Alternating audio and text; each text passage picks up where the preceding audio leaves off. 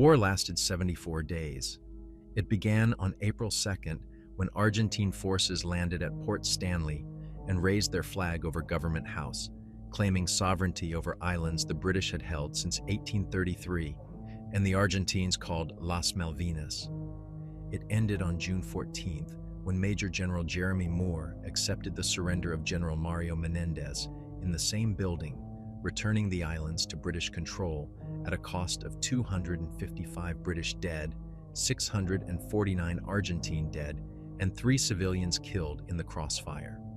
Between those dates occurred a war that neither side had expected, and both sides fought with equipment and doctrine designed for conflicts in Europe, not for maritime operations in the South Atlantic, where the nearest friendly port was 8,000 miles away, and the weather could kill as efficiently as any weapon. The Falklands are not a strategically vital location. They are cold, wet, treeless islands whose primary economic value derives from sheep farming and fishing rights. The total population in 1982 was approximately 1,800 souls, most of them concentrated in Port Stanley, the capital and only substantial settlement.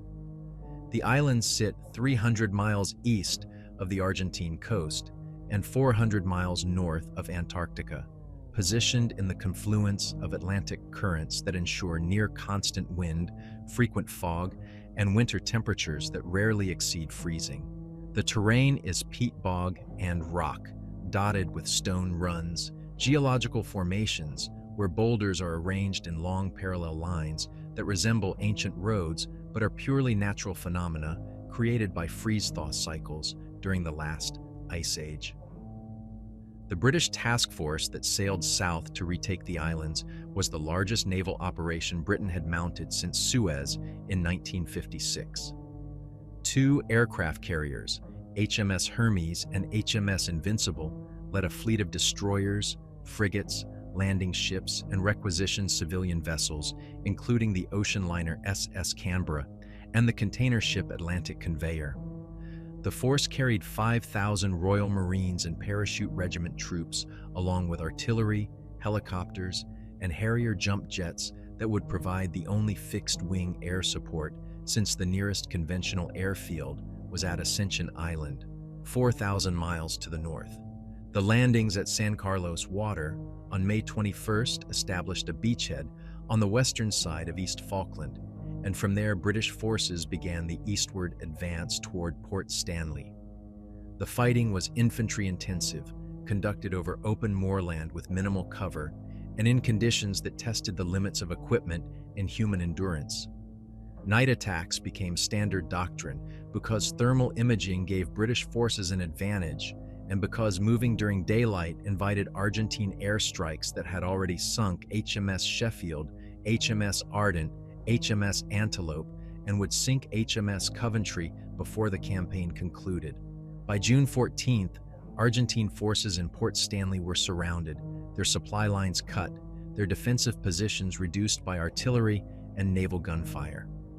The surrender was inevitable, but the formalities took hours to complete, with negotiations over terms and the logistics of disarming nearly 10,000 soldiers who had to be processed, fed, and eventually repatriated. While those negotiations proceeded in Port Stanley, British forces continued to secure the outlying areas, conducting sweeps to ensure no Argentine units remained in the field and establishing patrol routes that would be maintained during the post-war occupation. One such patrol was dispatched from Mount Kent, a position approximately 15 kilometers west of Port Stanley that had served as a forward operating base during the final advance. The patrol consisted of 8 men from D Squadron, 22 Special Air Service Regiment, the unit that had conducted reconnaissance and direct action missions throughout the campaign. SAS patrols typically operated in 4-man teams, but this patrol had been augmented to 8 because the area of responsibility was extensive and the possibility of encountering holdout Argentine units required additional firepower. The patrol commander was Captain Michael Haynes, 32 years old, a veteran of operations in Oman and Northern Ireland, with 6 years in the regiment. His second in command was Sergeant Alan Clark, 28, who had participated in the Pebble Island raid that destroyed 11 Argentine aircraft on May 15th. The remaining 6 men were troopers with varying levels of experience, all of them trained in long-range reconnaissance, survival in extreme environments, and the sort of independent operation that characterized SAS doctrine. Their mission was straightforward: patrol a sector of moorland between Mount Kent and the southern coast, approximately 20 kilometers square, and confirm that no Argentine forces remained in the area. Secondary objectives included identifying suitable helicopter landing zones for future operations and documenting terrain features that might be relevant to permanent British garrison forces. Expected duration was 72 hours. Communications would be by radio at 12-hour intervals, with emergency protocols if contact with enemy forces occurred. The patrol would move on foot, carrying 7 days of rations, cold weather gear, ammunition for sustained contact, and medical supplies sufficient to treat casualties until extraction could be arranged. They departed Mount Kent at 1800 hours on June 14, moving south across terrain that was typical of East Falkland, rolling moorland covered in tussock grass, broken by outcrops of gray rock and shallow valleys where streams cut through peat banks. Visibility was good initially, with clear skies and a wind from the west that carried the smell of sea and peat smoke from the settlements. Temperature was 4 degrees Celsius and falling as the sun descended toward the horizon, which at this latitude in mid-June meant nearly 18 hours of usable daylight, followed by a brief period of true darkness before dawn returned. The patrol moved in tactical formation, maintaining intervals and varying their route to avoid establishing a predictable pattern.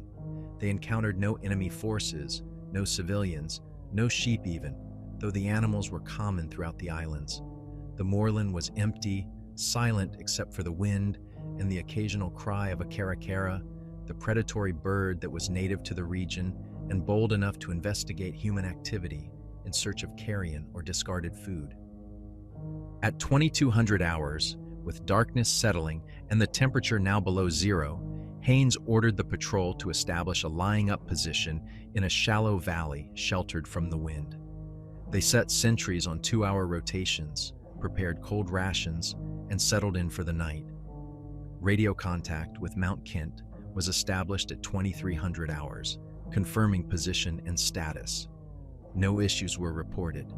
The patrol was on schedule and operating normally.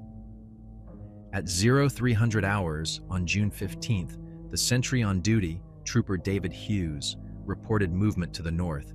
He had seen lights, he said, multiple sources moving in a line approximately 2 kilometers distant.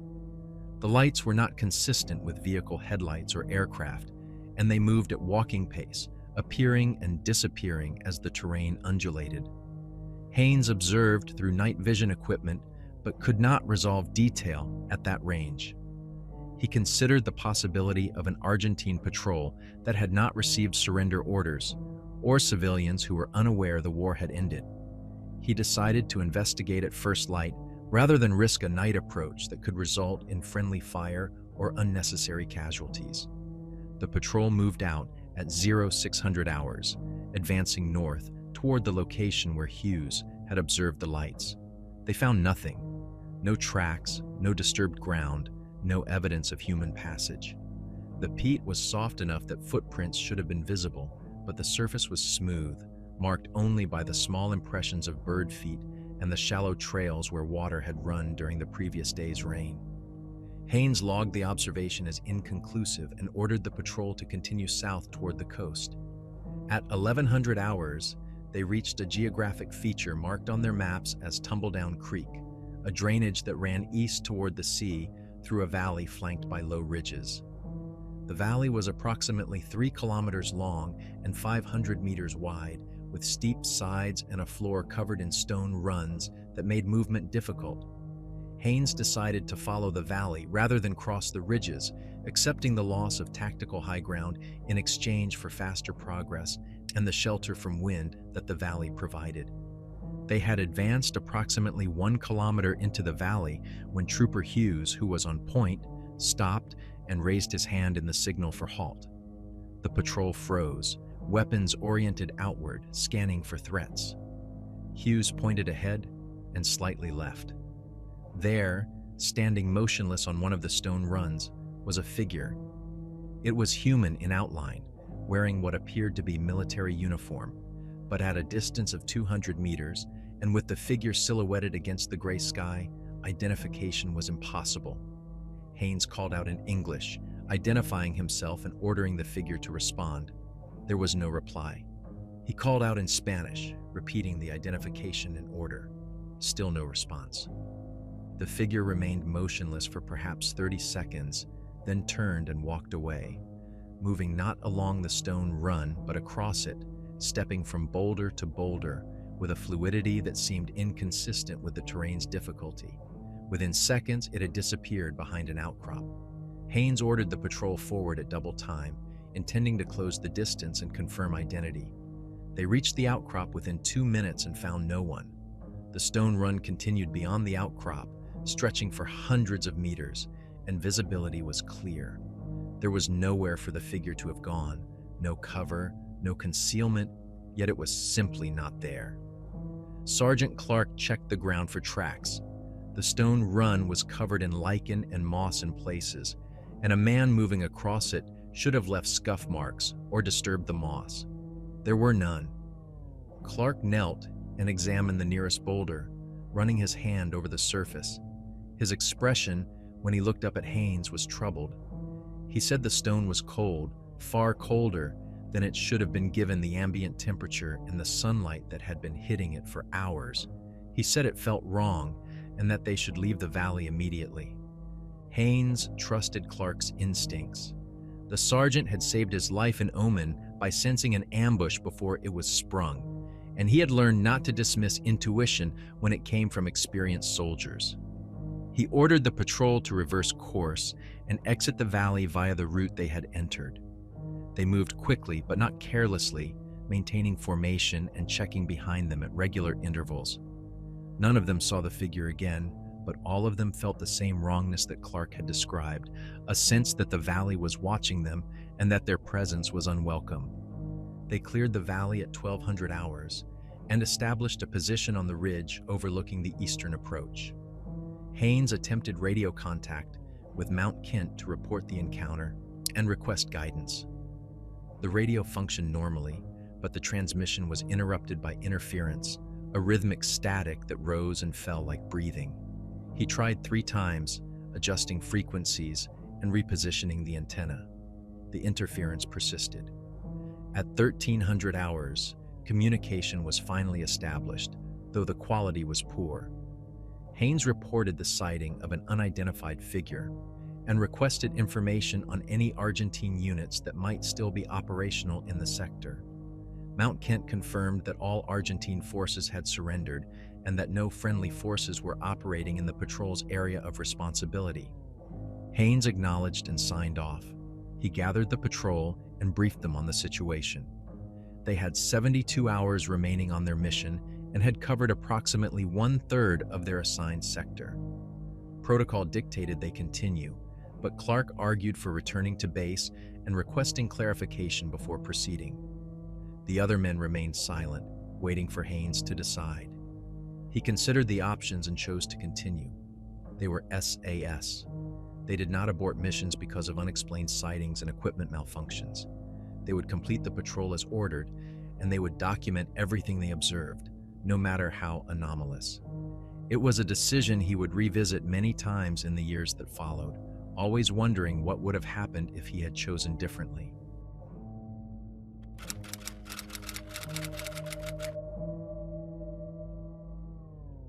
The patrol continued southeast, skirting the valley and maintaining elevation on the ridgelines where visibility was better and the ground was firmer. Haynes adjusted their route to avoid enclosed terrain, preferring open moorland where approaches could be observed from distance and where the tactical advantage lay with a disciplined, well-armed unit rather than with terrain features that might conceal ambush. The decision cost them time and energy, forcing detours around obstacles and accepting steeper gradients, but the men understood the rationale and did not question it. They moved for 3 hours without incident, covering approximately 8 kilometers, and reaching a position overlooking the southern coast where the moorland descended to cliffs, and the sea beyond stretched unbroken to the horizon.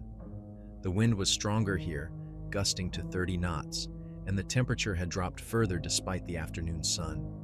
Haynes called a halt to check equipment and allow the men to eat.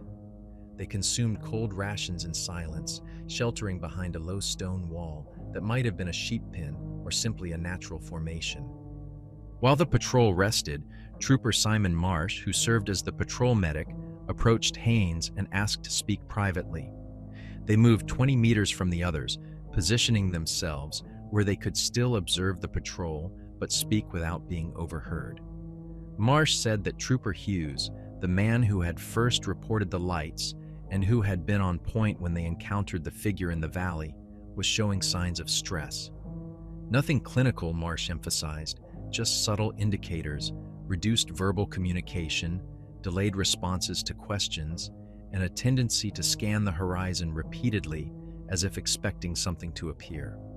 Marsh said it might be nothing, or it might be the early stages of combat stress reaction, and he wanted Haynes to be aware in case the situation deteriorated.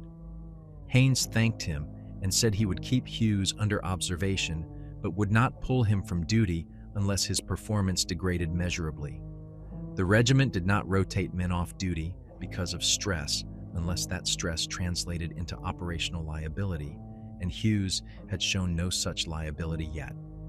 Marsh agreed, but recommended they maintain closer intervals to ensure immediate support if needed. Haynes accepted the recommendation and briefed Clark, who moved up to position himself within 10 meters of Hughes for the remainder of the day's movement. At 1700 hours, they reached a location marked on their maps as Settlement Creek, a small watercourse that ran parallel to the coast through terrain that was more sheltered than the open moorland.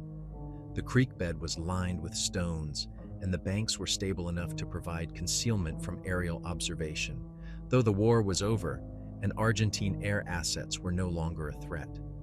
Haynes decided to establish their lying-up position for the night in a bend of the creek where the banks formed a natural shelter and observation could be maintained in multiple directions. They prepared the position methodically, setting sentries, establishing sectors of fire, and ensuring that equipment was staged for rapid response if contact occurred. Radio contact with Mount Kent was attempted at 1800 hours, but failed entirely this time.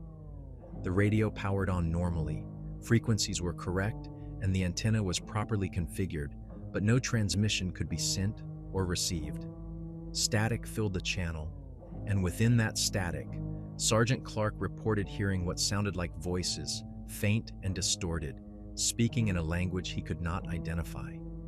Haynes listened through the headset and heard the same phenomenon. Rhythmic vocalizations that might have been speech or might have been atmospheric interference shaped by human pattern recognition into something that resembled language. He logged the radio failure and instructed the signaler, Trooper Paul Jenkins, to attempt contact again at 2300 hours using alternate frequencies and reduced power settings. If contact could not be established by 0600 hours the following morning, they would abort the patrol and return to Mount Kent for equipment inspection and mission reassessment. The men accepted the decision without comment, though Haynes could see the relief in their expressions. Something about the patrol felt wrong, and all of them recognized it, even if none could articulate the source of their discomfort.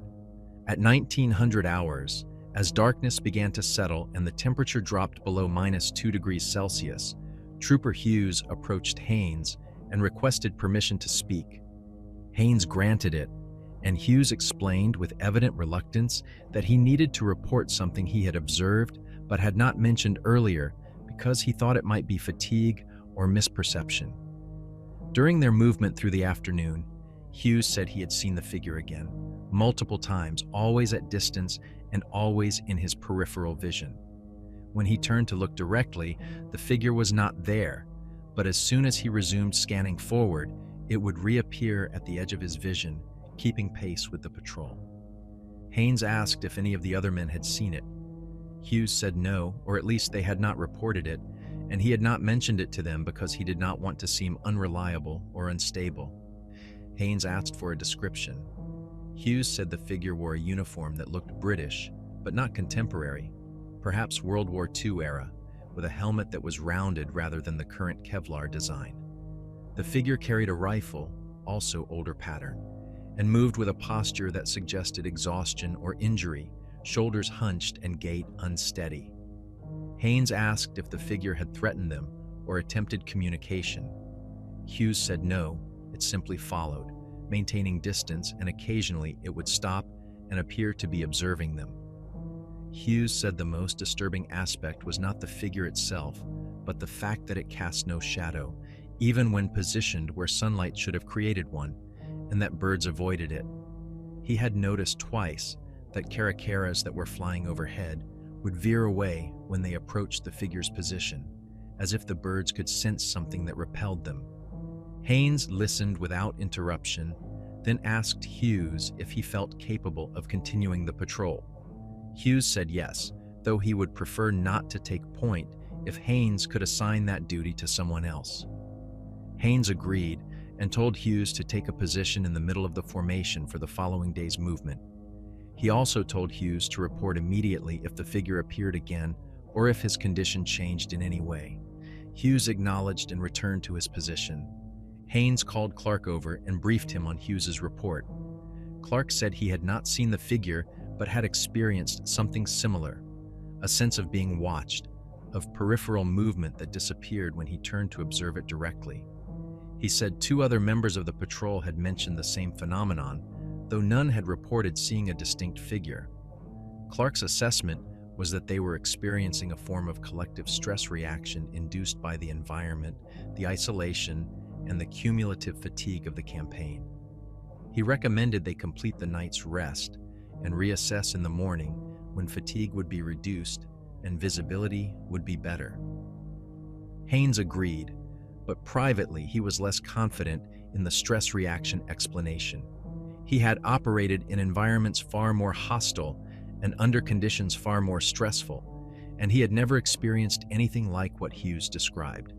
The figure, the radio interference, the sense of wrongness that pervaded the patrol. These were not symptoms of fatigue. They were evidence of something external, something present in the environment that the patrol had encountered and did not understand.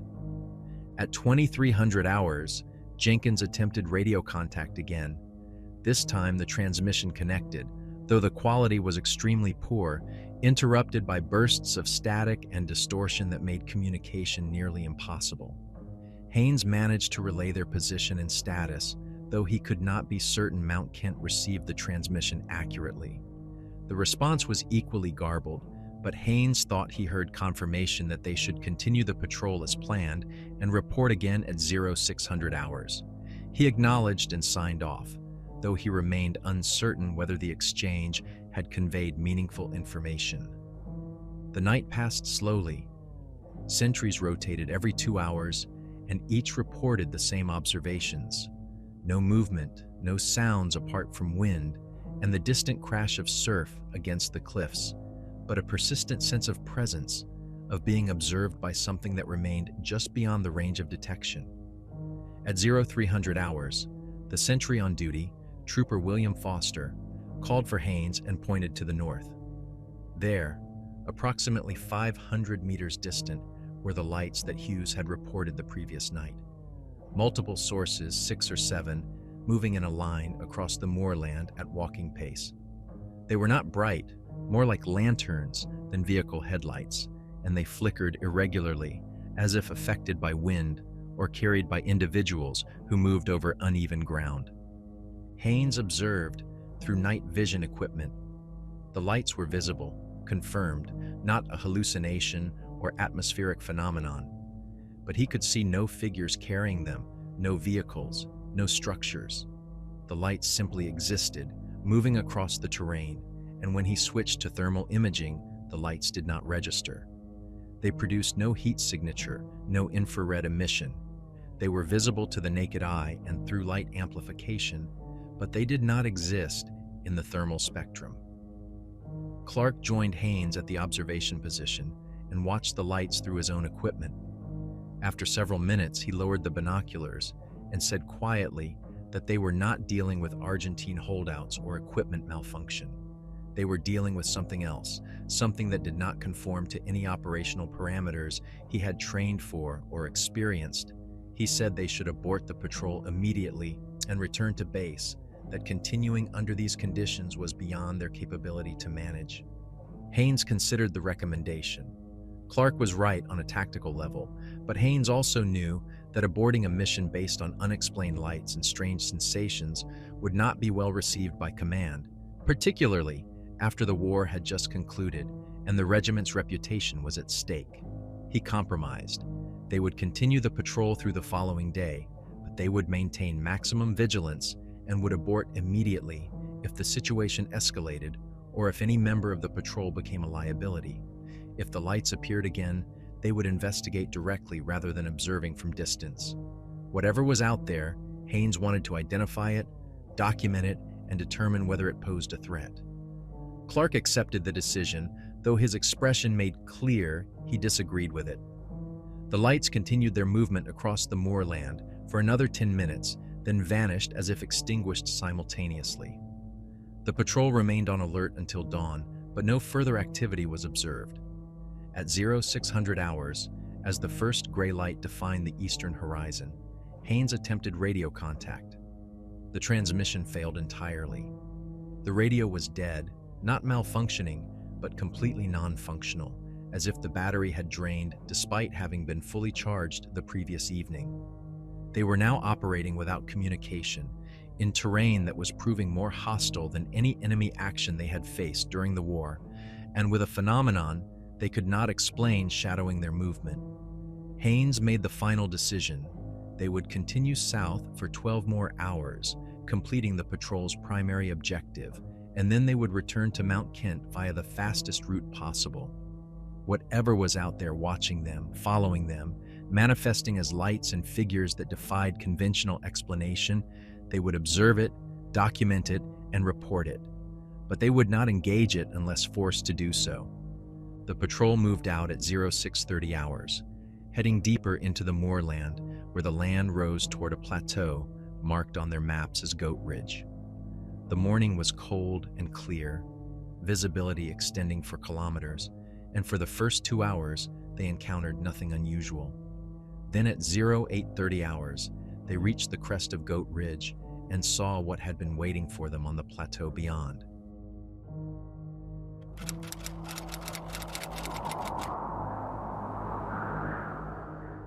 The plateau stretched before them for approximately 2 kilometers, a relatively flat expanse of moorland interrupted by scattered rock formations and what appeared to be the remains of human habitation.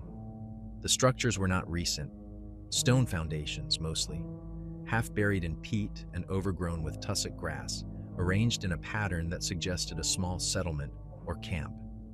Haynes consulted his map but found no notation of any historical site in this location.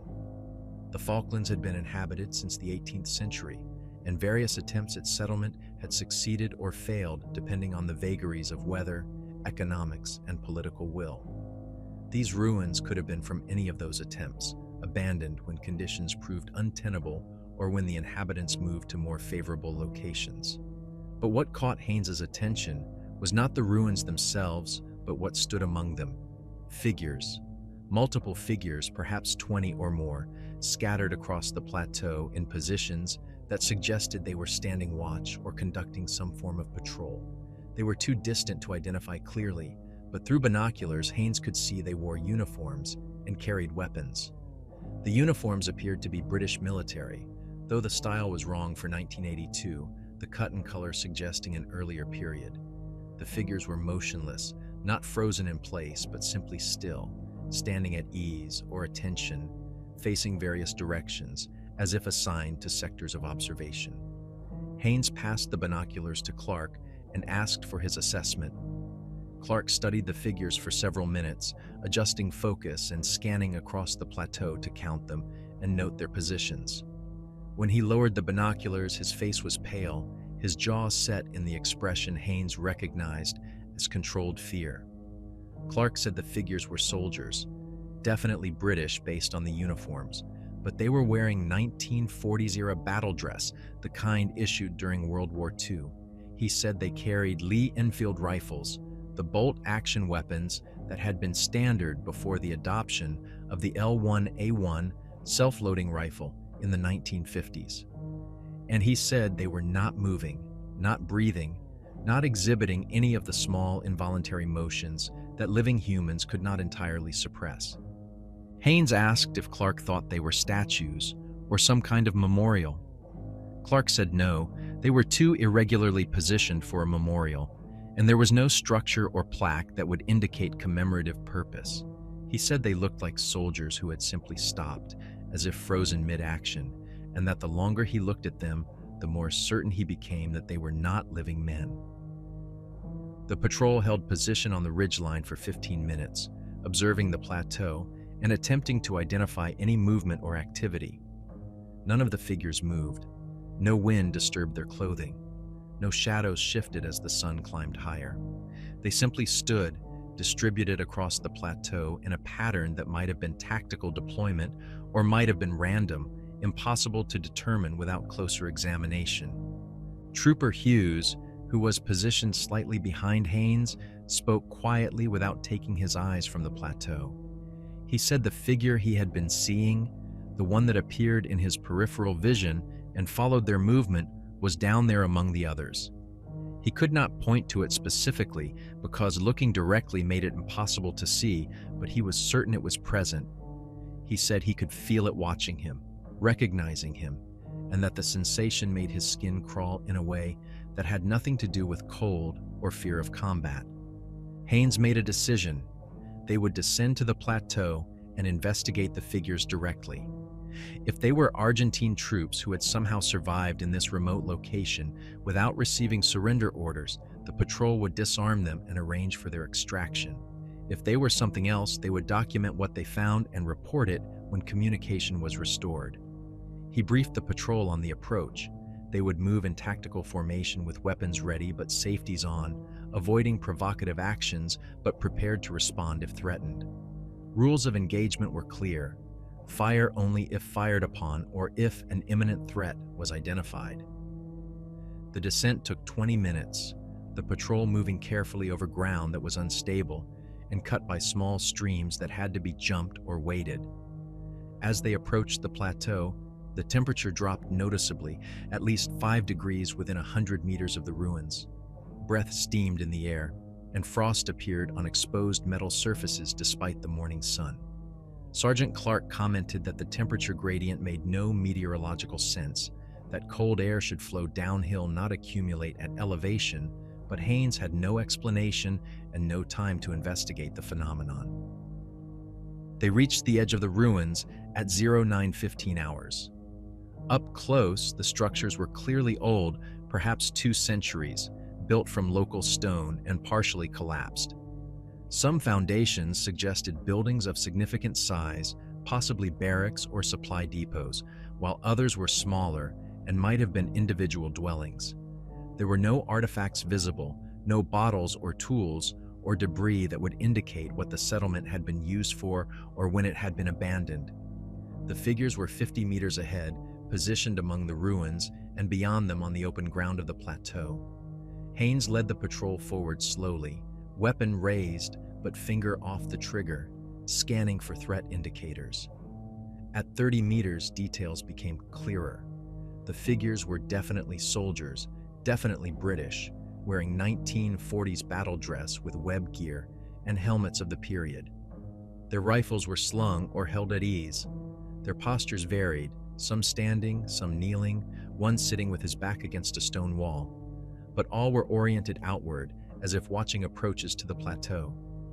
At 20 meters, Haynes called out in English, identifying himself and the patrol and ordering any personnel present to acknowledge and identify themselves.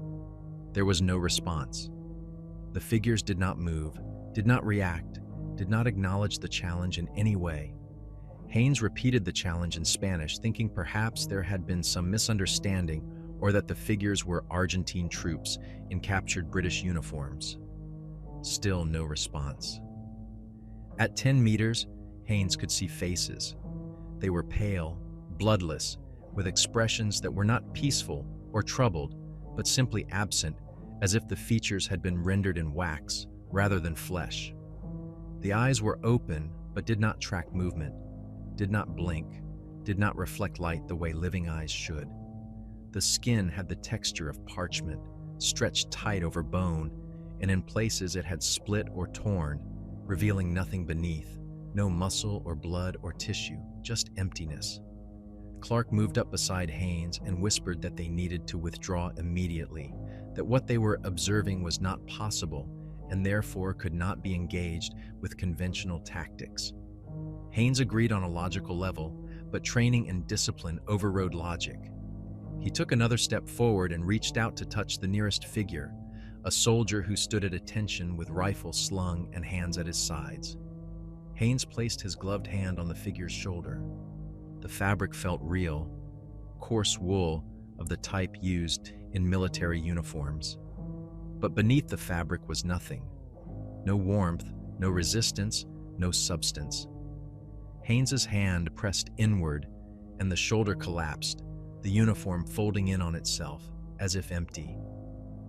The figure's head turned slowly, mechanically, until the face was oriented toward Haynes. The eyes were not white or blank, but simply absent, holes in the face that led nowhere. The mouth opened, and from it came a sound that was not a voice but the absence of voice, a void that pulled at Haynes's hearing and made his ears ache with pressure.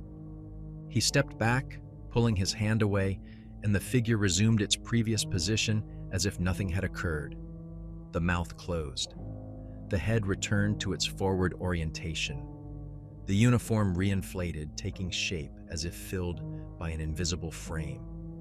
Haynes looked at Clark, saw his own shock reflected, and gave the order to withdraw to the ridgeline.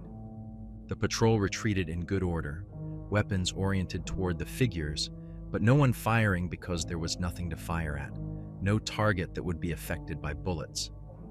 They reached the crest of Goat Ridge at 0945 hours and established a defensive position with clear observation of the plateau. The figures remained exactly as they had been, unmoving, unaffected by the patrol's presence or withdrawal.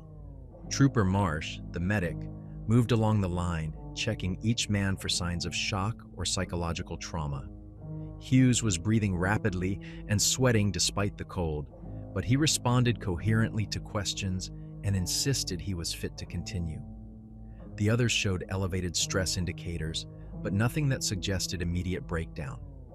Marsh reported to Haynes that the patrol was functional, but that continued exposure to whatever they were observing would likely degrade that functionality rapidly.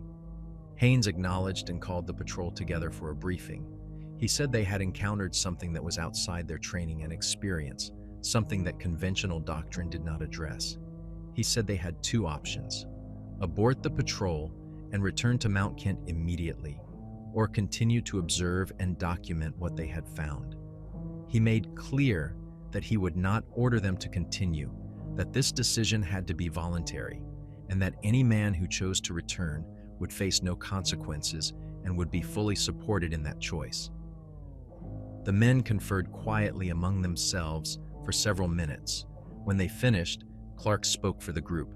He said they would continue, not because they understood what they were dealing with or because they believed they could resolve it, but because they were SS, and they did not leave missions incomplete without making every reasonable effort to fulfill their objectives.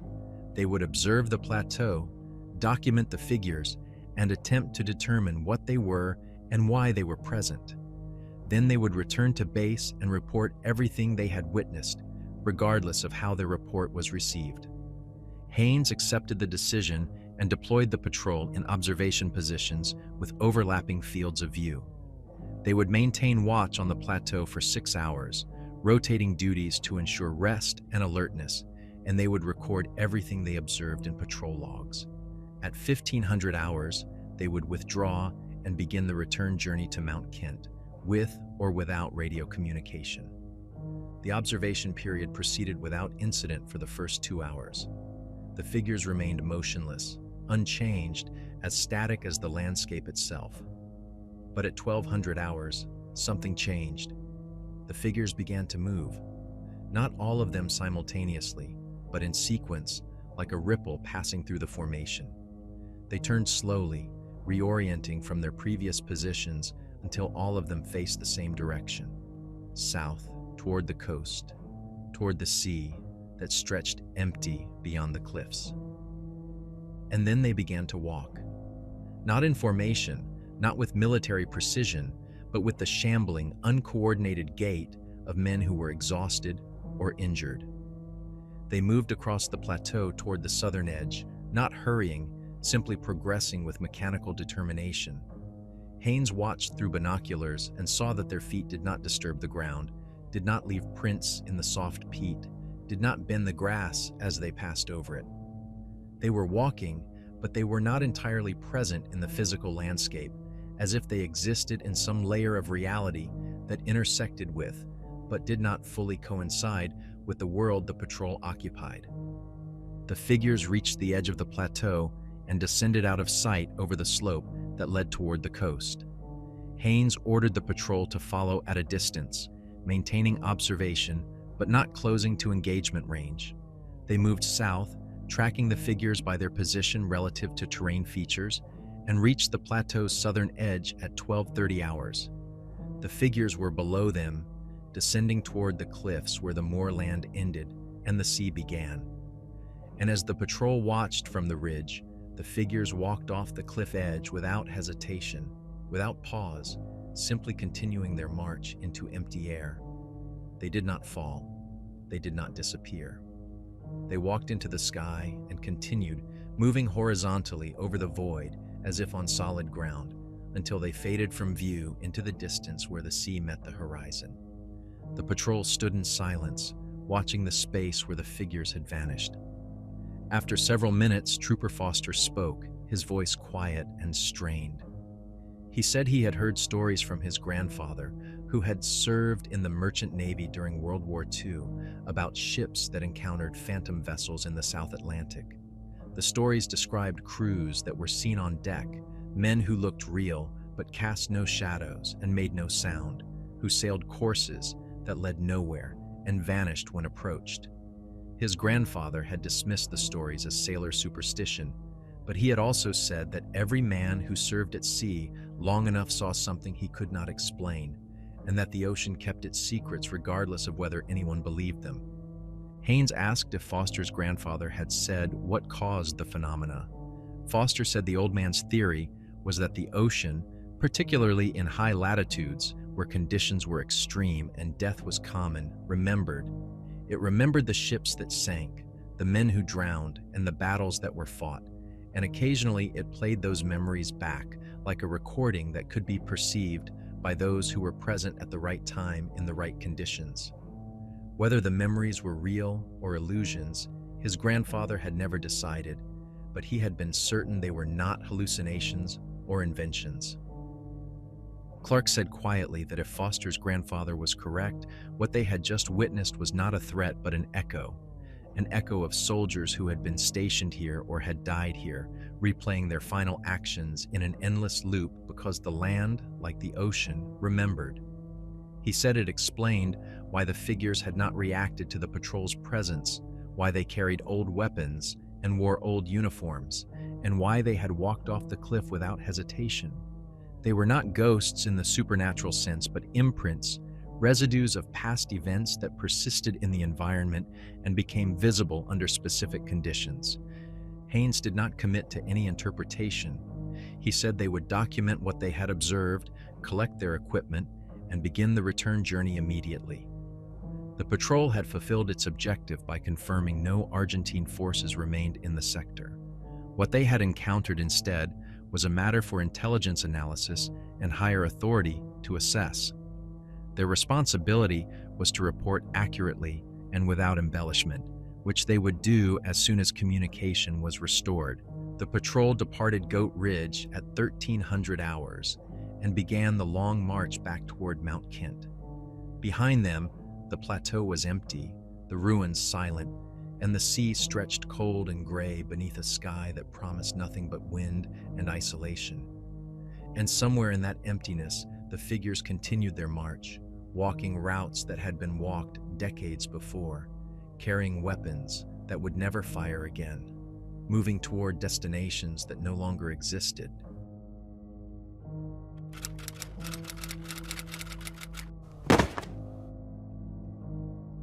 The march back proceeded in silence for the first hour. The men moved with mechanical efficiency, covering ground quickly, driven by the unspoken desire to put distance between themselves and the plateau. No one looked back. No one spoke except to communicate essential tactical information. Obstacle ahead, interval closing, bearing adjustment. The moorland stretched around them, empty and indifferent, and the wind carried no sound except its own passage through the tussock grass. At 14:30 hours, Haynes called a brief halt to check the patrol's condition and adjust their route. They had covered approximately 5 kilometers and were making good time despite the difficult terrain. Clark reported that all men were physically capable of continuing, though fatigue was accumulating and they would need to rest properly before nightfall. Haynes agreed and identified a position on the map where they could establish a defensive lying-up point approximately 8 kilometers from their current location. If they maintained pace, they would reach it by 1700 hours, giving them time to prepare before darkness settled. As they prepared to resume movement, Trooper Jenkins, the signaler, reported that the radio had spontaneously activated. Not through any action on his part, he emphasized, but on its own, the power indicator illuminating and the speaker producing sound. Haynes moved to Jenkins's position and took the handset. Static filled the channel, but within that static were voices. Clear voices this time, not the distorted vocalizations they had heard previously, but distinct speech in English, though the accent was different, the pronunciation and rhythm suggesting an earlier period. The voices were having a conversation, a routine military exchange about weather conditions and ration quality and the miserable nature of the posting. One voice complained about the cold. Another said they should be grateful it wasn't winter proper, when the temperature dropped below -20 and the wind could strip skin from exposed flesh in minutes.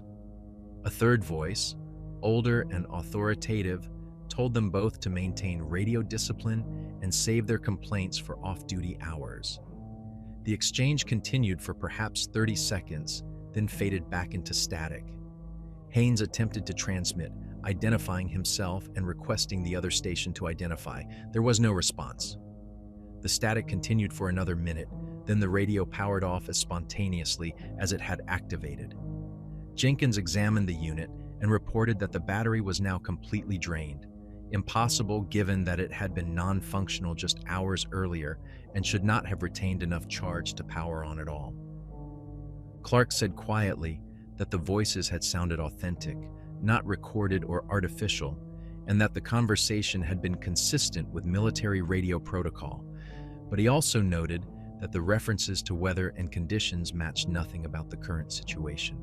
The temperature was cold, but not extreme, and it was mid-June, not winter. He suggested that what they had heard was not a contemporary transmission, but another echo, a fragment of communication from whatever unit had been stationed on the plateau decades before. Haynes did not dispute the assessment. He ordered Jenkins to pack the radio and mark it as non-functional. They would continue without communication capability and explain the equipment failure when they returned to base. The patrol resumed movement at 14:45 hours, following the route Haynes had plotted that would take them northeast toward Mount Kent via terrain they had not traversed on the outbound leg. At 1600 hours, they entered a valley system that cut through the moorland in a series of shallow terraces.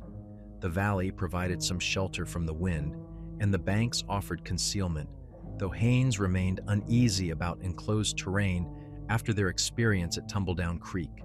He ordered the patrol to maintain heightened alert and to move through the valley as quickly as possible without compromising tactical discipline.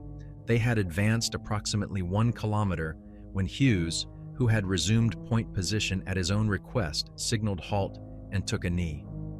The patrol froze, weapons coming up, scanning for threats. Hughes pointed ahead without speaking. There, approximately 100 meters distant, was another figure. It stood in the center of the valley floor, facing the patrol directly. And unlike the figures on the plateau, this one was moving.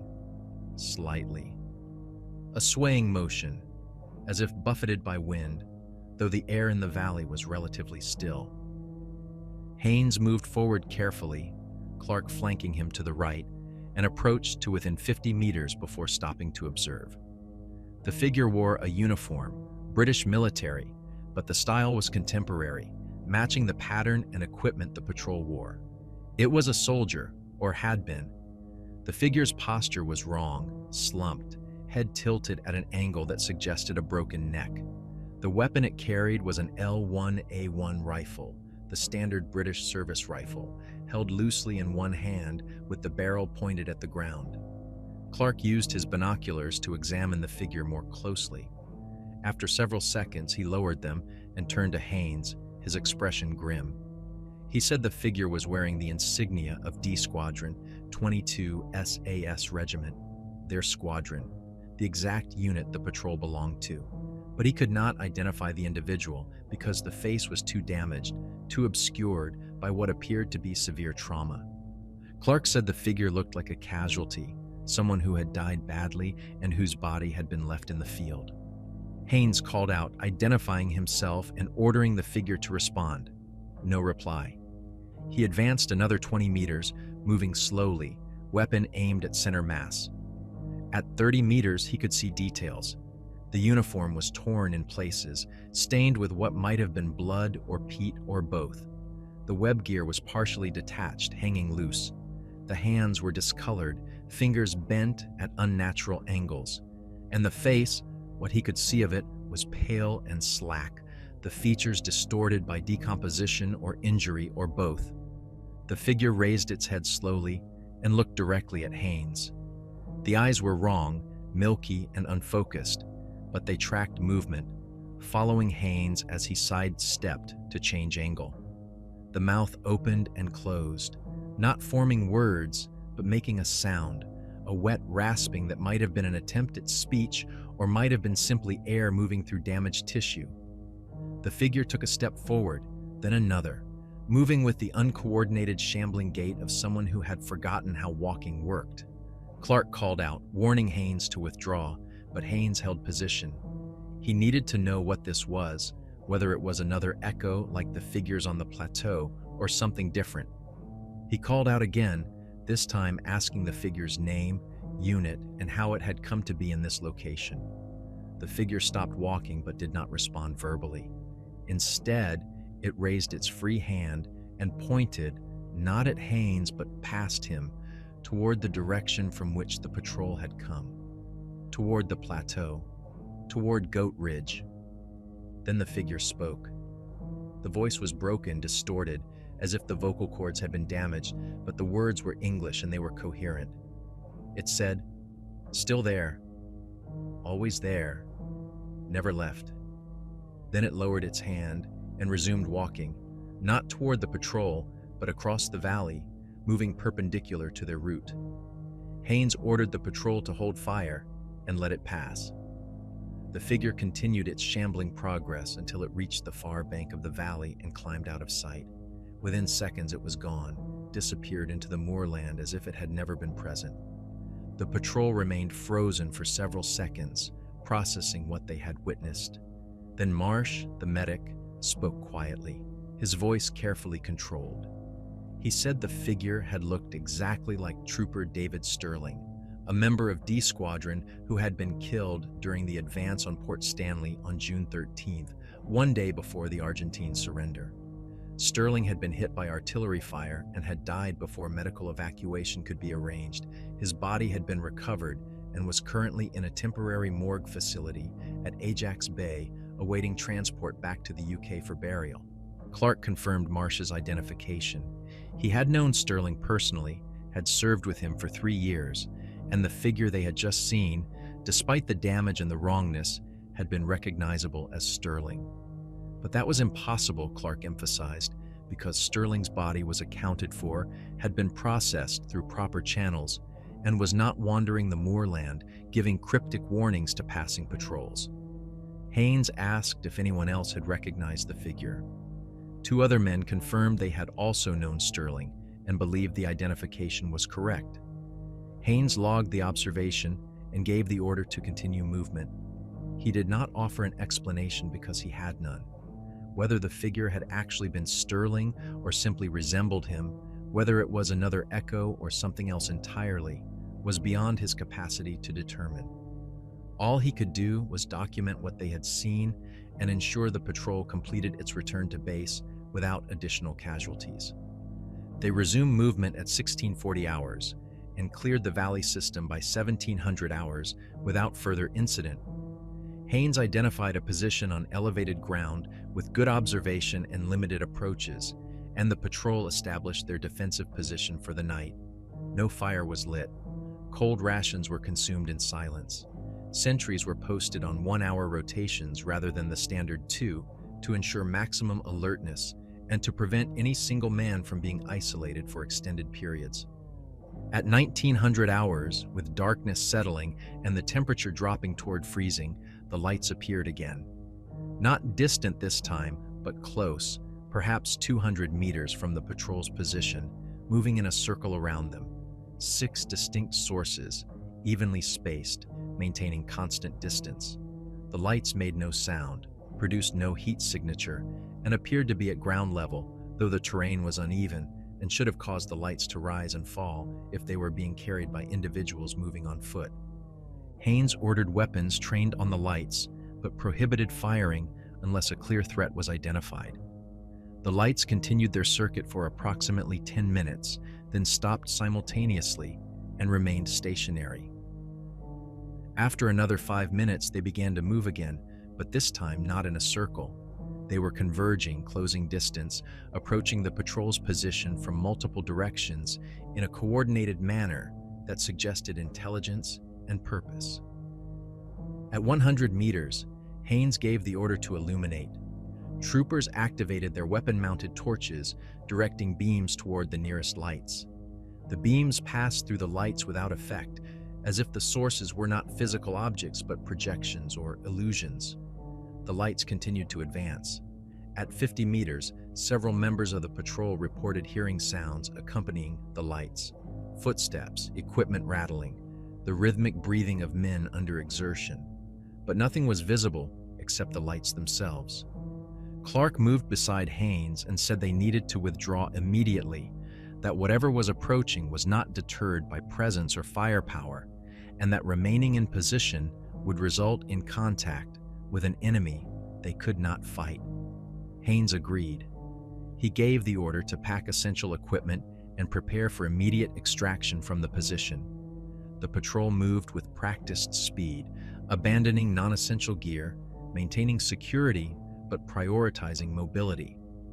At 30 meters, the lights stopped advancing. They held position, forming a perimeter around the patrol's location, and within that perimeter, the temperature plummeted. Within seconds, frost formed on every exposed surface. Breath crystallized instantly in the air, and the men began shivering despite their cold weather gear. Marsh reported that the temperature drop was so severe and so rapid that they risked hypothermia within minutes if they did not move to warmer ground. Haynes made the decision. They would break through the perimeter of lights rather than wait to be surrounded. He identified the narrowest gap between 2 light sources and ordered the patrol to move in column at double time, weapons ready but not firing unless engaged. They moved at 2000 hours, advancing directly toward the gap with Haynes in the lead. As they approached the lights, the sounds grew louder. Not just footsteps and equipment, but voices now, indistinct but definitely human, speaking in English, calling out orders and warnings. Haynes passed within 3 meters of one light source and saw, for just a moment, a figure standing beside it. The figure wore the same 1940s battle dress they had seen on the plateau, carried a rifle, and turned its head to watch the patrol pass. The face was visible, but wrong, the features blurred and indistinct as if seen through thick glass. The figure made no move to stop them, simply observed, and then the patrol was through the gap and running across open moorland away from the perimeter. They ran for 5 minutes without stopping, covering approximately 1 kilometer before Haynes called a halt to check that all men were accounted for and assess their condition. All 8 were present. All were exhausted, breathing hard but functional. The lights were no longer visible behind them. The temperature had returned to normal ambient levels. They were alone on the moorland with nothing but wind and darkness and the cold, indifferent landscape of East Falkland. Haynes made the final decision. They would march through the night, abandoning the plan to rest and establishing new defensive positions only when necessary. They would reach Mount Kent by dawn if possible, or by midday at latest, and they would not stop for anything except imminent threat to life. Whatever was on this moorland, whatever echoes or memories or residues persisted in the environment, the patrol had seen enough and documented enough. They would complete their return, file their report, and let higher authority determine what, if anything, should be done about the phenomenon they had encountered. The patrol moved out at 20:15 hours and marched through the darkness toward safety, toward warmth, toward the familiar world of orders and a doctrine and enemies that could be identified and engaged with conventional means. Behind them, the lights began to move again, circling, searching, replaying their endless patrol of ground that had been walked decades before by men who had never left and never would.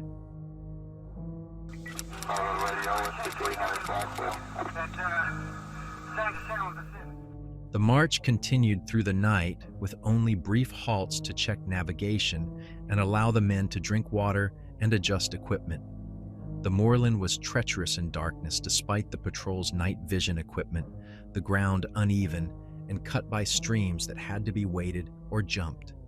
Twice men fell, once into a peat bog that required 2 others to extract him, and once on broken ground that resulted in a twisted ankle that would require treatment but did not prevent continued movement. They pressed on, driven by fatigue and fear in equal measure, and by the knowledge that stopping meant exposure to whatever continued to follow them across the empty landscape. At 0200 hours, approximately 6 hours into the night march, Trooper Hughes collapsed. He simply stopped walking, his legs folding beneath him, and lay on the ground without responding to questions or commands. Marsh immediately checked his vital signs and reported that Hughes was alive but unresponsive, pulse elevated, breathing shallow but regular, no obvious trauma. He appeared to be in some form of shock or dissociative state, his eyes open but unfocused, his body rigid. Marsh said Hughes needed immediate medical evacuation and proper treatment in a facility with warming equipment and pharmaceutical intervention.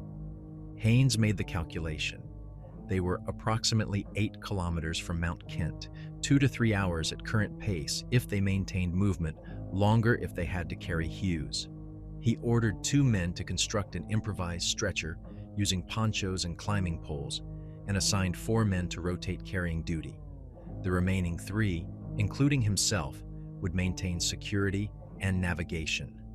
They would not stop again until they reached base.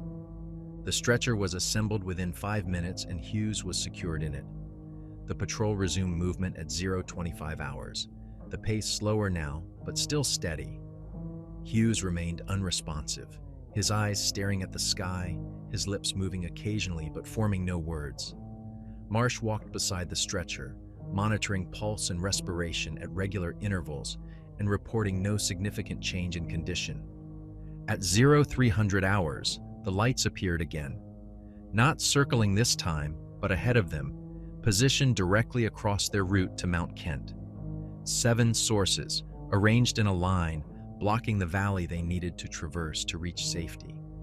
The lights were stationary, waiting, and as the patrol approached to within 500 meters, they began to pulse, dimming and brightening in a rhythm that matched human respiration. Haynes called a halt and assessed the situation through binoculars. Behind each light stood a figure. 7 figures, all wearing the 1940s battle dress, all carrying rifles, all facing the patrol's position. They were not moving, not threatening, simply present, and Haynes understood with absolute certainty that this was not random phenomenon, but deliberate positioning. The figures had predicted the patrol's route and had moved to intercept. They were waiting for something, expecting something, and whatever it was, it involved the patrol. Clark moved beside Haynes and spoke quietly. He said they had 2 options: attempt to bypass the line by detouring east or west, adding kilometers and hours to their march, or advance directly through the line and accept whatever contact occurred. He said bypassing was the tactically sound choice, but might not succeed if the figures could reposition as quickly as they had already demonstrated. He said advancing through was reckless, but would resolve the situation one way or another within minutes rather than hours. Haynes considered both options and rejected them. He said there was a third possibility: communication. The figures had demonstrated intelligence, had positioned themselves deliberately, and had refrained from attacking despite multiple opportunities. Perhaps they wanted something other than conflict. Perhaps they wanted acknowledgement or understanding, or simply to be seen and recognized for what they were. Haynes said he would approach alone, unarmed, and attempt to communicate. If the figures attacked, the patrol would open fire and fight through. If they did not, perhaps a passage could be negotiated.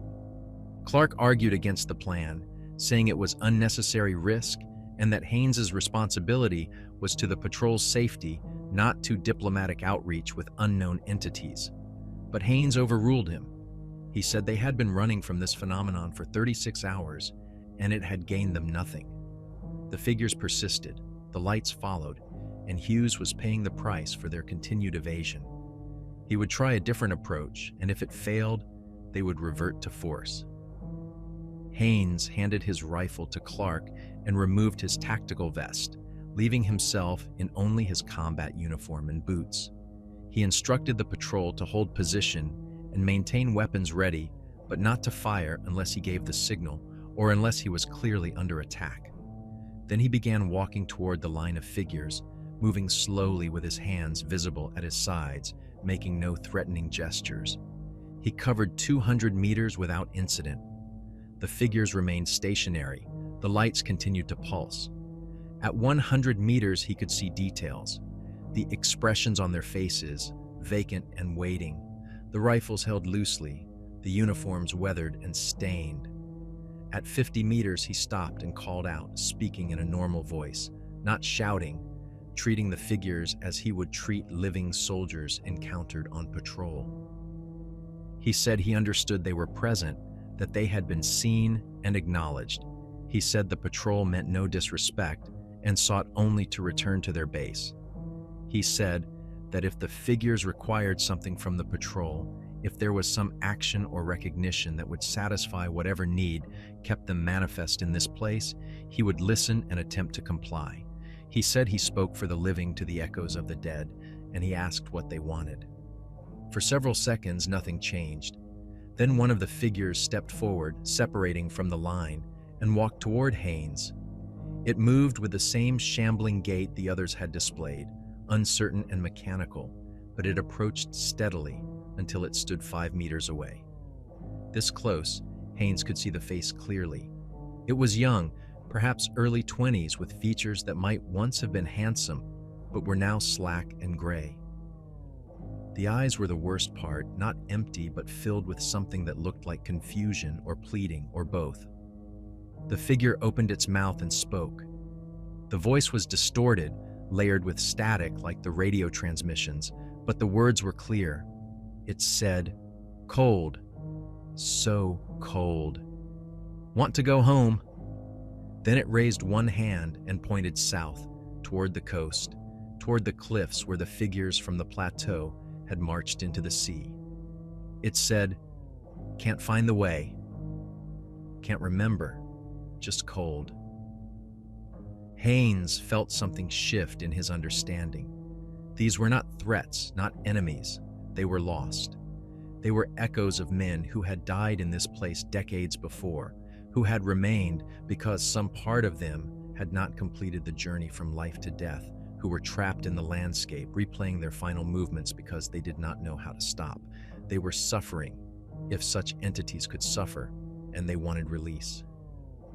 Haynes said he could not give them what they wanted, that he did not know how to help them find home or escape the cold. He said he was sorry they were trapped here, that their service and sacrifice had been forgotten or overlooked, and that they deserved better. But he said the patrol had its own wounded, its own lost, and he needed to get his men to safety. He asked if the figures would permit passage. The young figure tilted its head, considering. Then it turned and walked back to the line, resuming its position among the others. For a moment, nothing happened. Then all 7 figures stepped aside simultaneously, creating a gap in the center of the line, wide enough for the patrol to pass. The lights dimmed, but did not extinguish. The figures remained present, but no longer blocked the route. Haynes walked back to the patrol and briefed them quickly. He said the way was clear, and they would advance through the gap immediately, moving at best speed, maintaining formation, but not stopping for any reason. The patrol formed up, the stretcher bearers took position, and they moved forward at 0340 hours. As they passed through the line, each figure turned to watch them, heads tracking movement with mechanical precision. Haynes looked into their faces as he passed and saw the same expression repeated: confusion, loss, a kind of endless waiting. He wanted to say something, to offer comfort or acknowledgement, but no words seemed adequate. He simply nodded as he passed each one, a gesture of respect between soldiers, and continued through. The patrol cleared the line at 0350 hours and continued northeast without looking back. Behind them, the lights began to fade, the figures becoming translucent, then transparent, then gone. The temperature returned to normal. The oppressive sense of presence lifted. They were alone on the moorland again, just 8 living men moving through the darkness towards safety. At 0600 hours, with the first gray light defining the eastern horizon, they saw Mount Kent ahead, the distinctive profile unmistakable even at distance. Haynes checked the patrol's condition. All were exhausted, moving on reserves and discipline alone. Hughes remained unresponsive on the stretcher, but his vital signs were stable. They had 3 kilometers remaining, 1 hour at current pace, and then they would be in friendly territory with medical facilities and communication capability. They covered the final distance without incident and reached the forward operating base at 0730 hours. The sentries challenged them and, upon recognition, immediately called for medical assistance and command notification. Hughes was taken directly to the aid station where a doctor examined him and reported that he appeared to be in severe psychological shock with no physical trauma evident. He was stabilized, sedated, and prepared for evacuation to the hospital ship SS Uganda for further treatment. Haynes reported to the squadron commander, Major Richard Davis, at 0800 hours. He delivered a verbal summary of the patrol. Mission objectives achieved, no Argentine forces encountered, 1 casualty requiring medical evacuation, equipment losses minimal. Davis asked about the nature of Hughes's injury. Haynes said it appeared to be stress-related, details pending medical assessment. Davis accepted the explanation and dismissed Haynes to rest and prepare a written after-action report to be submitted within 24 hours. At 0830 hours, Haynes gathered the patrol in a secure area away from other personnel. He asked each man what they intended to include in their individual reports. Clark spoke first. He said he would document the terrain, the weather, the distances covered, and the conclusion that no enemy forces remained in the sector. He would note that Hughes had collapsed from exhaustion and exposure. He would not mention the figures, the lights, or the phenomena they had witnessed, because such information would not be believed and would likely result in the entire patrol being pulled from duty for psychiatric evaluation. The other men agreed. One by one, they said they would file reports that documented the mission in conventional terms, omitting anything that could not be explained within normal operational parameters. They would support each other's accounts, maintain consistency, and ensure that their service records remained unmarked by allegations of instability or unreliability. Haynes said he understood and would not contradict their decision, but he also said that what they had witnessed was real, had been experienced by all of them, and deserved documentation even if that documentation remained classified or suppressed.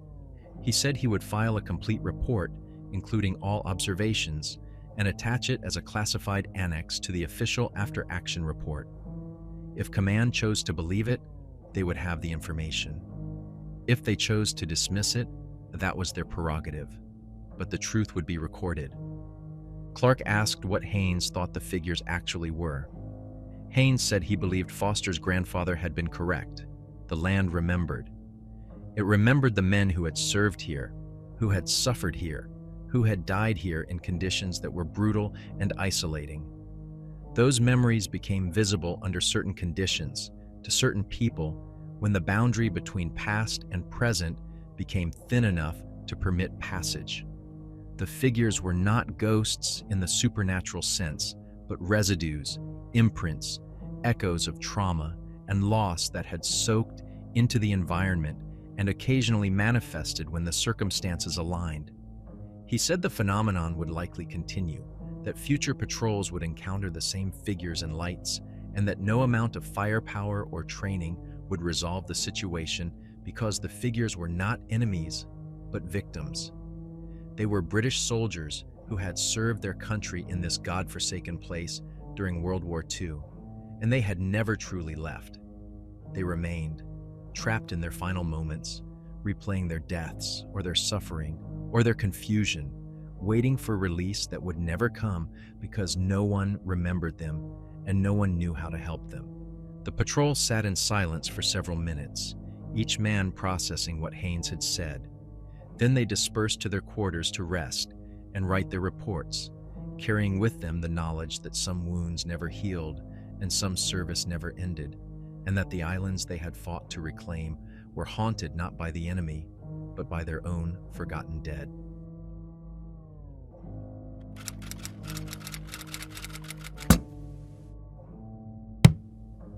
Haynes submitted his after-action report at 1400 hours on June 17th, 24 hours after returning to Mount Kent.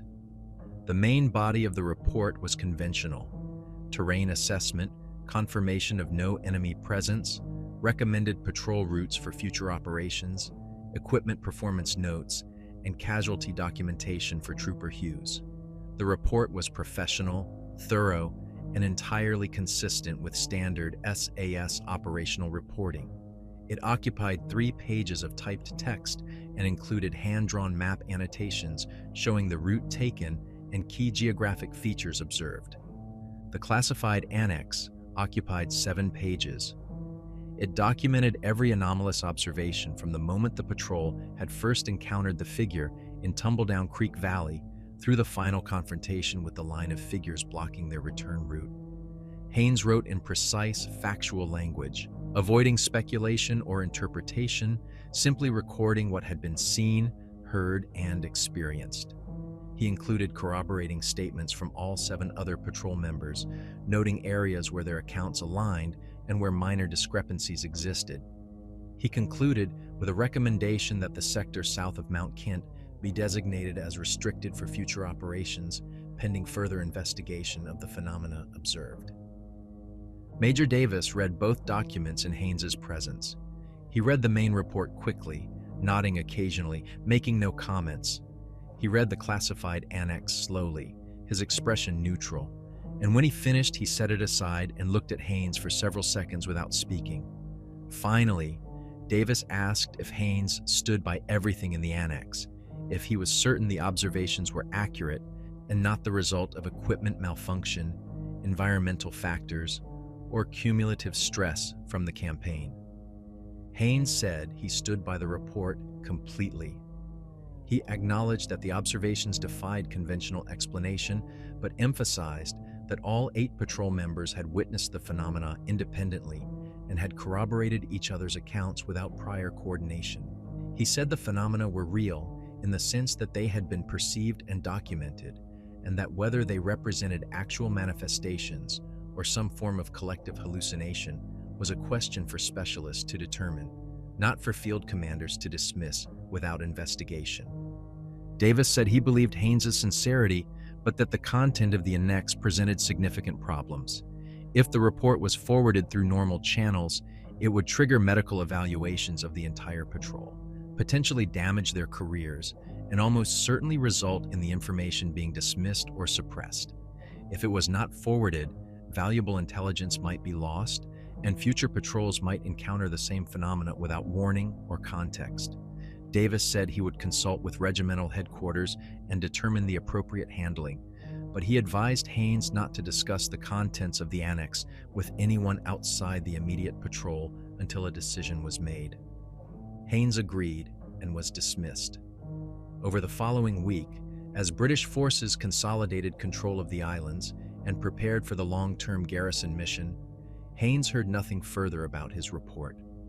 The main document was processed normally, and his recommendations for patrol routes were incorporated into operational planning. The classified annex disappeared into the regimental intelligence files and was not mentioned again. Trooper Hughes was evacuated to SS Uganda on June 18th and from there to RAF Hospital at Roughton in England on June 25th.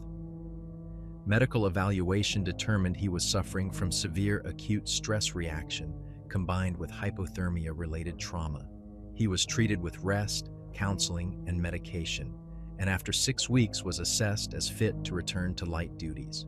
However, Hughes requested discharge from the regiment, citing personal reasons, and his request was granted. He left military service in August 1982 with an honorable discharge and a disability pension for service-related psychological injury. The other 7 patrol members remained on active duty. Clark was promoted to Color Sergeant and continued to serve with D Squadron until his retirement in 1995. Marsh transferred to the Special Boat Service and served another 12 years before leaving to work as a civilian paramedic. Foster, Jenkins, and the other troopers completed their enlistments and left the regiment at various points over the next decade.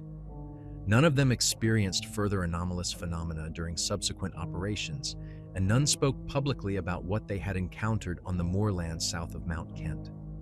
Haynes himself continued to serve in the SAS until 1989, participating in operations in Northern Ireland, the Middle East, and training missions across Africa and Asia. He was promoted to major in 1985 and lieutenant colonel in 1988. His record was exemplary, his fitness reports consistently outstanding, and he was widely regarded as one of the most capable officers in the regiment. But he never returned to the Falklands, despite multiple opportunities to do so, and he declined positions that would have required him to serve in cold climate environments or to conduct operations in remote, isolated terrain. In July 1982, 1 month after the patrol returned, a second SAS unit was dispatched to conduct survey operations in the same sector south of Mount Kent. The patrol consisted of 6 men under the command of a captain who had not been briefed on Haynes's classified annex. They departed on July 12th with instructions to complete a detailed topographic survey and identify potential sites for communication relay stations. The patrol was due to return on July 15th. They did not return. A search and rescue operation was launched on July 16th after radio contact could not be established. The search team found the patrol on July 17th, approximately 8 kilometers south of Mount Kent, near a plateau marked on maps as Goat Ridge. All 6 men were alive, but in a state similar to what Hughes had experienced: unresponsive, vital signs stable, no physical trauma evident. They were evacuated immediately and received the same diagnosis: severe acute stress reaction of unknown cause. This time, the incident could not be dismissed as isolated or coincidental. A third patrol was dispatched with strict orders to avoid the Goat Ridge area and to report any unusual observations immediately. They encountered lights moving across the moorland on their second night and withdrew without attempting contact. Their report was brief but unambiguous. Phenomena consistent with Haynes's classified annex had been observed, and the sector should be designated as operationally unsuitable. On July 20th, Brigadier Julian Thompson, commander of 3 Commando Brigade, issued a classified directive restricting all patrol activity in the sector south of Mount Kent. The official justification cited unexplained equipment malfunctions and environmental hazards. The sector was marked on operational maps as Restricted Environmental Hazard Zone and remained off-limits for the duration of the British garrison mission. No official investigation was conducted into the nature of the hazards, and the classified reports from Haynes and the subsequent patrols were filed without analysis or follow-up. In 1984, a researcher from the Imperial War Museum contacted the Ministry of Defense requesting access to records related to World War II British military presence in the Falkland Islands. The request was part of a broader project to document Commonwealth defensive preparations in the South Atlantic during the war. The MOD provided limited information, including that a small garrison had been stationed on East Falkland from 1941 to 1943, consisting of approximately 40 soldiers tasked with monitoring for German raider activity and maintaining communication links. The records indicated that the garrison had experienced significant difficulties due to the extreme isolation and weather conditions. Morale problems were noted, as were several incidents of men going missing during patrol operations. 7 soldiers were listed as having died during the posting, causes of death noted as exposure, accidental drowning, and unknown. The garrison was withdrawn in 1943, and the position was not reoccupied until the 1950s when a civilian administrator was appointed. The researcher noted that the garrison's position had been approximately 15 kilometers south of what was later designated Mount Kent, in the same sector that was restricted after the 1982 conflict. The researcher attempted to cross-reference this information with reports from the Falklands War, but was denied access on grounds of operational security. The connection between the 1940s garrison deaths and the 1982 phenomena was never officially acknowledged or investigated.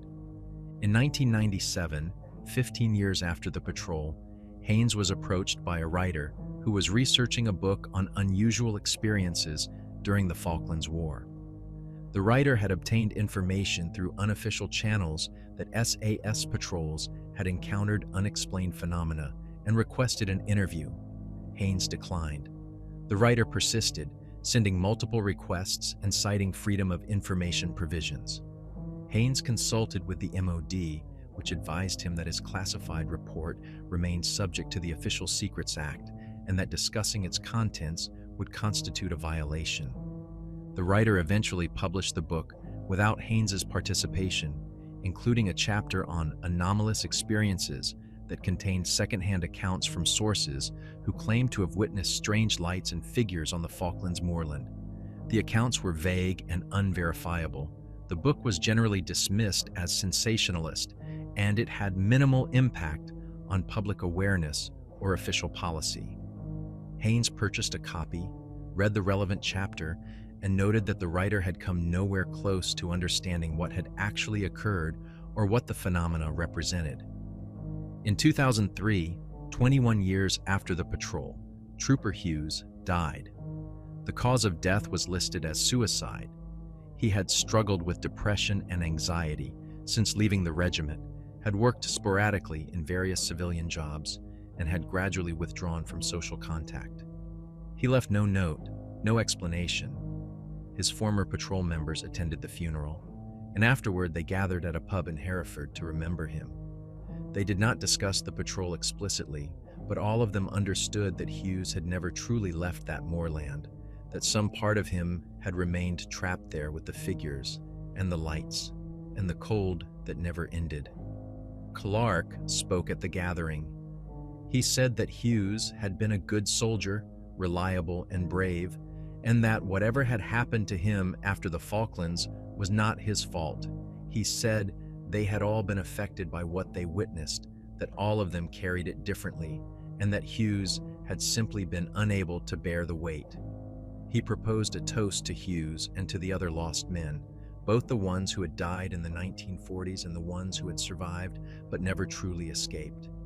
They drank in silence and then they dispersed, returning to their separate lives, carrying their separate burdens. Haynes retired from active duty in 2005 with the rank of colonel. He accepted a position as a defense consultant and lived quietly in Devon with his wife. He never returned to the Falklands, never discussed the patrol publicly, and never pursued any investigation into what he and his men had encountered.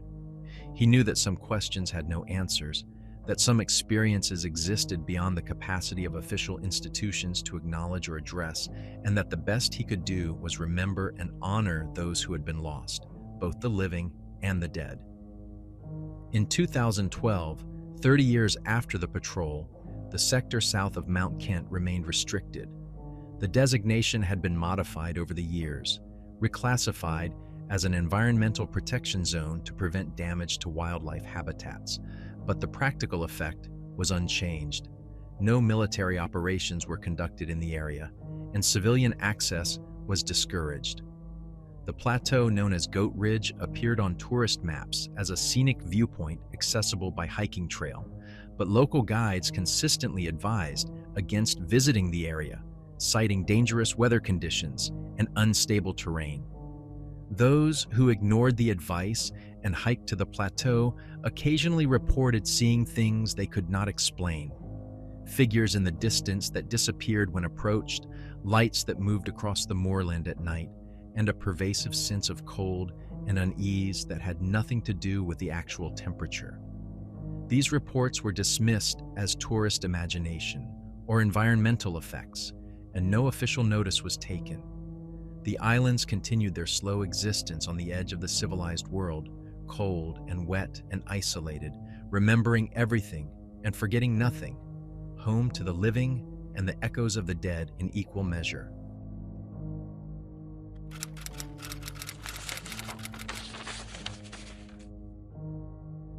The file was discovered during a routine declassification review, part of the ongoing process of releasing documents related to the Falklands War as they reached the 30-year threshold for automatic consideration under the Public Records Act.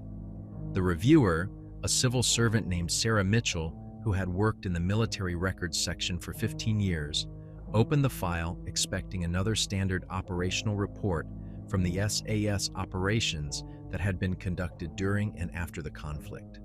Most such reports contained tactical information that was no longer sensitive, details about enemy positions and patrol routes that had historical value, but posed no security risk in 2019. This file was different. It was marked with a red classification band and a notation that indicated it had been reviewed multiple times since 1982, with each review concluding that the material should remain classified indefinitely.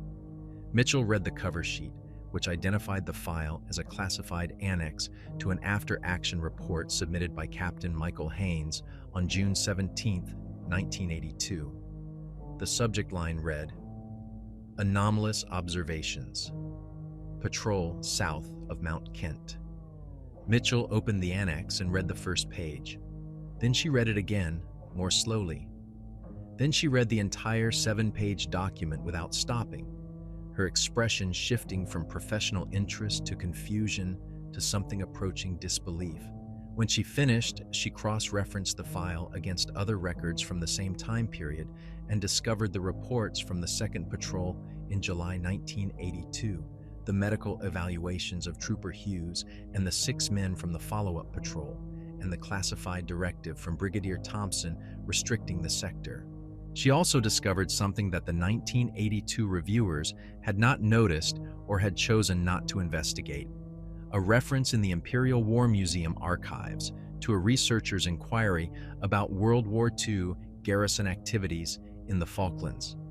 Mitchell accessed the IWM database and found the researchers' notes, including casualty lists for the 1941 to 1943 garrison.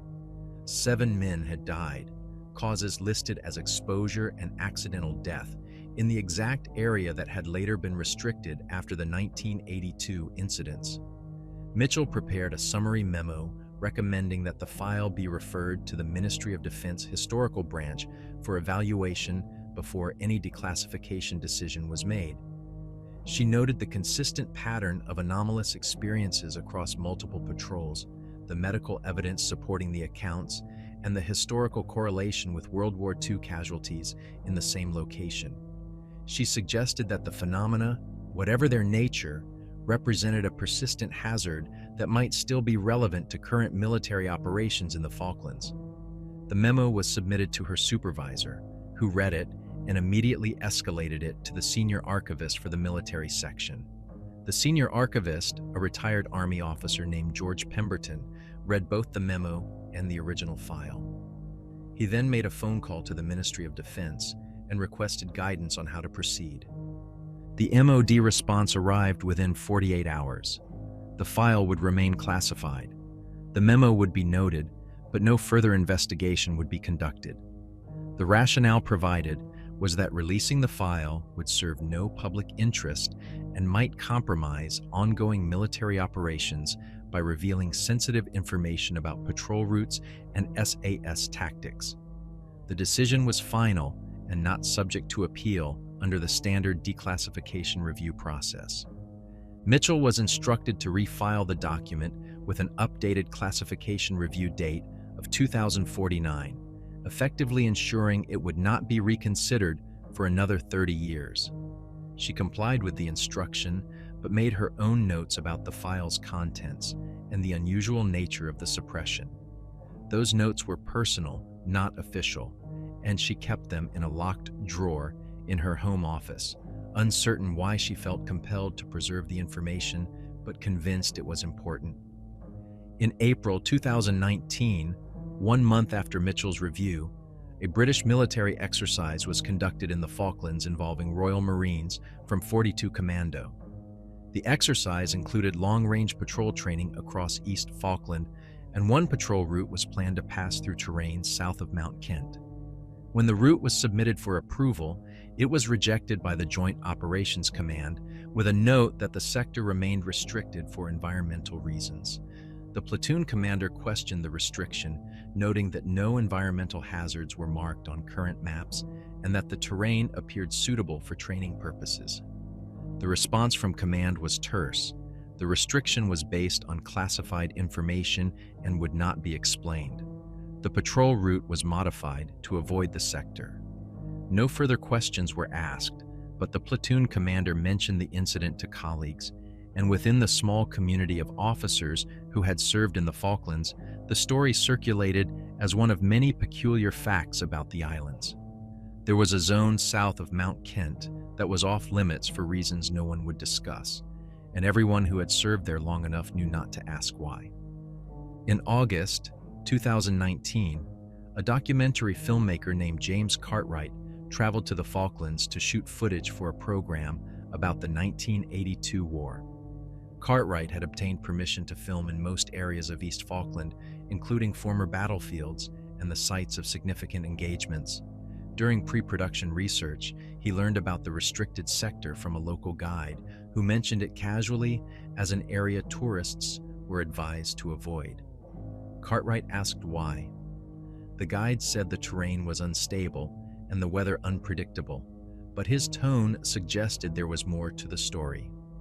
Cartwright investigated further and discovered that several hiking groups had reported unusual experiences near a plateau called Goat Ridge. Figures seen at distance that vanished when approached, unexplained lights at night, and sudden temperature drops that had no meteorological explanation. The reports were consistent enough to create a minor local legend, though most residents dismissed the accounts as exaggerations or misidentifications of natural phenomena. Cartwright attempted to film at Goat Ridge. He hired a local guide and a small crew and hiked to the plateau on a clear August day. They arrived at midday with full equipment and spent 3 hours shooting landscape footage and interviews with the guide about the area's history. Nothing unusual occurred during filming. The temperature was cold, but normal for the season. Visibility was excellent, and they encountered no other people or any phenomena that could not be explained conventionally. But when Cartwright reviewed the footage during editing, he noticed something strange. In several shots, particularly those taken near the ruins of old stone foundations, there were visual artifacts that resembled human figures standing in the background. The figures were translucent, barely visible, and appeared in only 3 or 4 frames before disappearing. Cartwright assumed they were lens flares or digital artifacts caused by the camera's sensor. But when he had the footage analyzed by a technical specialist, the specialist could not explain the anomalies. They were not consistent with any known form of optical or electronic interference. Cartwright included none of the anomalous footage in the final documentary. He considered it too ambiguous and too easily dismissed as technical error. But he kept the raw files and occasionally reviewed them, convinced that he had captured something genuine but unable to determine what it was or how to present it in a way that would be credible. The documentary aired in November 2019 and was well received for its historical content, but it made no mention of unexplained phenomena or restricted sectors. In 2020, Colonel Michael Haynes died at the age of 70. The cause was cancer, diagnosed 8 months earlier and treated unsuccessfully. He was buried with full military honors in Devon, and his obituary in the Times noted his distinguished service in the SAS, his participation in the Falklands War, and his contributions to military training and doctrine in the years after his retirement. The obituary did not mention the patrol south of Mount Kent, or the classified report he had filed 38 years earlier. Among Haynes's personal effects, his widow found a journal he had kept sporadically over the decades. Most entries were mundane, notes about daily life and family events, but scattered through the journal were passages about the Falklands. Haynes had returned to the subject repeatedly, writing and rewriting his memories of the patrol, attempting to process what he and his men had experienced. The entries were not factual reports, but personal reflections, and they revealed a man who had never stopped thinking about the figures on the plateau and the lights that had followed them across the moorland. One entry, dated June 2002, the 20th anniversary of the patrol, read, "I have spent 2 decades trying to understand what we encountered, and I am no closer to an answer than I was the day we returned to Mount Kent. Were they ghosts, hallucinations, environmental phenomena beyond our current scientific understanding? I do not know, and I suspect I will never know. But I know they were real, because all of us saw them, and because some of us never recovered from the encounter. Hughes is gone now, dead by his own hand, and I wonder if I failed him by not doing more to help him process what happened. Perhaps we all failed him. Or perhaps some experiences cannot be processed, only endured, and Hughes simply reached the limit of his endurance. I think often about the figure who spoke to me, the young soldier who said he was cold and wanted to go home. I could not help him. I could not give him what he wanted. And that failure weighs on me more heavily than any tactical error I made during my career. We are trained to accomplish missions, to overcome obstacles, to bring our people home safely. But how do you help someone who died 70 years ago and doesn't realize he's dead? How do you bring home someone who has been home the entire time but can never leave? I have no answers, only questions, and the certainty that the islands remember everything and forget nothing. Haynes's widow read the journal entries and did not understand them. She knew her husband had served in the Falklands, knew it had affected him profoundly, but he had never discussed the details with her. She considered donating the journal to a military museum or archive, but ultimately decided against it, feeling that the contents were too personal and too strange. She placed it in storage with other family documents, where it remained unread and unpublicized. In 2025, 43 years after the original patrol, the sector south of Mount Kent remains restricted.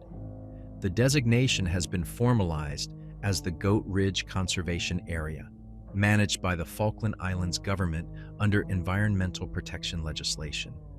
Access is technically permitted, but strongly discouraged, and no facilities or marked trails exist in the area. The restrictions are rarely challenged because few people have reason to visit the remote moorland, and those who do generally heed local advice to stay away. The phenomena persist. Every few years, someone reports seeing unexplained lights or figures in the area, though the reports are sporadic and inconsistent enough that they attract no serious scientific or media attention. Local residents speak of the area with casual wariness, not fear exactly, but a kind of respectful distance, the way people speak about places where accidents happen more often than they should, or where the atmosphere feels subtly wrong. The British military personnel stationed in the Falklands are briefed, informally, by their predecessors not to conduct operations in certain sectors. The briefings are not official and do not appear in any training manual or operational directive. They are simply part of the institutional knowledge that is passed from one generation to the next. There are places you don't go, not because they are officially forbidden, but because those who have been there before advise against it. No one asks for detailed explanations, and none are offered. It is simply understood. The classified files remain sealed. Haynes's report, the medical evaluations, the subsequent patrol accounts, and the directive from Brigadier Thompson all sit in secure storage at the Ministry of Defense, protected by classification markers that ensure they will not be released or reviewed until well into the 22nd century. The information they contain is known to perhaps a dozen people, most of them now retired or dead, and it will likely never enter the public domain. The figures walk their patrol routes still. On nights when the temperature drops and the wind stills, and the boundary between past and present grows thin, they appear on the moorland and move through their endless repetitions. They are seen by few and believed by fewer, and they continue because they do not know how to stop, because the land remembers their service and their suffering, and because some debts are never discharged and some duties never end.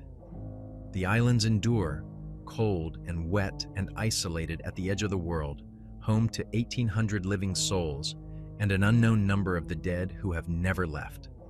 The war ended in 1982, but for some it continues in fragments and echoes, in lights that move across empty moorland and figures that walk routes mapped decades ago.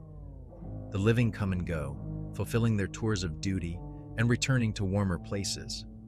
The dead remain, faithful to posts they can no longer remember the reason for holding, waiting for relief that will never come, standing watch over islands that need no protection except from memory itself.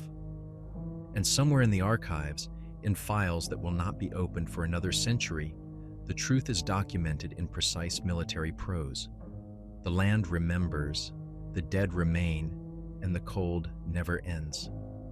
It is a truth that serves no one, answers no questions, and solves no problems.